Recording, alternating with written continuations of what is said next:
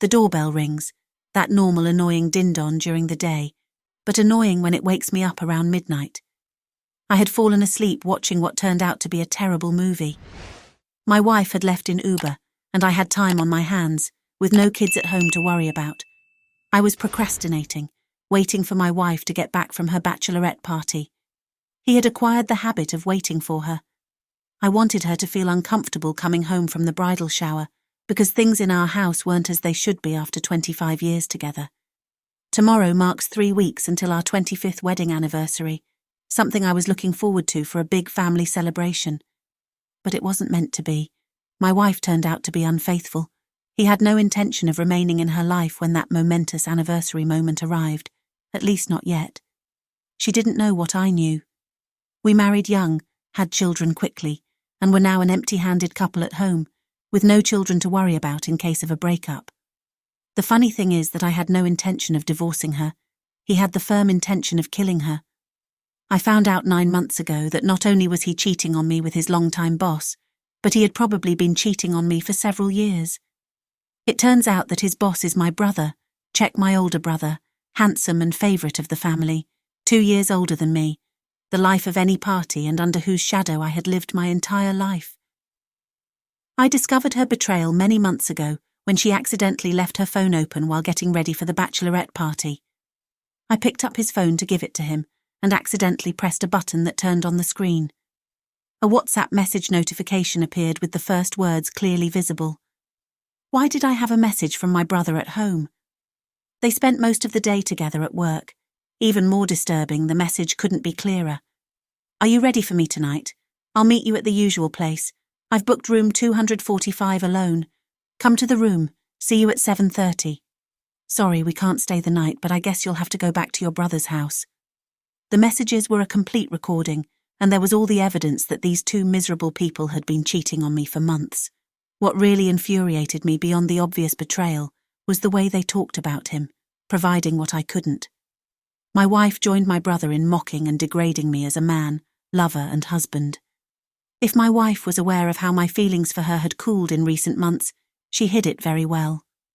There were times when I wondered if he was okay, when we spent nights in silence, without talking, without touching, without the tender gestures common between husbands. I always ignored him, hoping that it would at least bother him. Apparently he didn't care that our sex life had been drastically reduced. She probably didn't even notice, since according to her reports, her needs were met 3 to 4 times a week, in addition to work and every Friday at the bachelorette party. According to reports, it must have been a relief for her not to have to pretend to enjoy sex with me. If he didn't love me anymore, he could have ended our marriage and had intimate relationships with whoever he wanted. But instead, he occasionally slept with me as if it were the last option. I would have preferred a divorce. It would have been painful, though, since he loved her completely. Before seeing that fateful message, the only exception to our sex life occurred when my brother and his family went to Florida for 2 weeks. It seemed that as the first weekend without him approached, she became more affectionate. He would snuggle up to me with his whole body late at night and early in the morning. In those 2 weeks, we had angry, intimate relationships twice, but most of the time she was clearly baffled by my lack of interest. I wished I could resist her even more.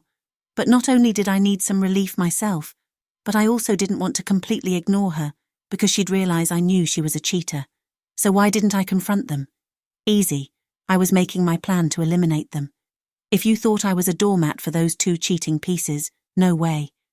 I hoped to avoid a life sentence, but in the end, if that's what the cards decided, I'd rather live with that than the pain of betraying my wife and brother. Over the long months, he had had time to come up with literally dozens of plans to put an end to this. Of course, wishing they were both dead was a big deal. They were usually only together when they were intimate, whether at work or at a family celebration. How to kill them in a way that wasn't too obvious that I had done it. I considered paying for the action on a family outing out of town, but that would mean putting innocent people's lives at risk, including mine.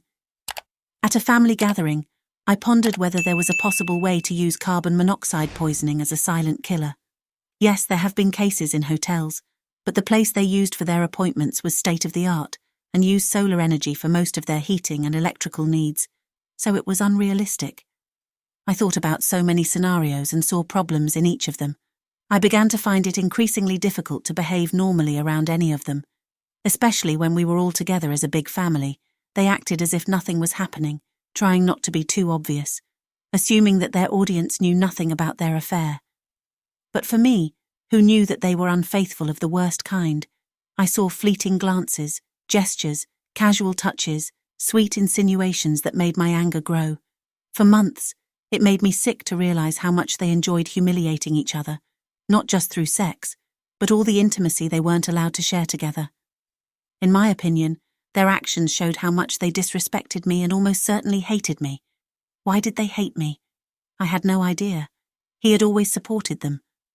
Although I was a little jealous of my brother and had never given my wife a reason to disrespect me, I treated her well in and out of bed. Now I was almost at the limit of my patience. I had formed my final plan, as stupid as it was. He had decided he was going to expose their fraud and shoot them both, then try his luck with the justice system in hopes of claiming temporary insanity. But what stopped me was the realization that I would almost certainly be sentenced to a long prison sentence, and my own life would be ruined as much as theirs. Ideally, I would have liked to find a plan that would allow me to reveal to them what I knew and wanted to do, keeping them alive for a while in fear of waiting for divorce and the breakup of both families.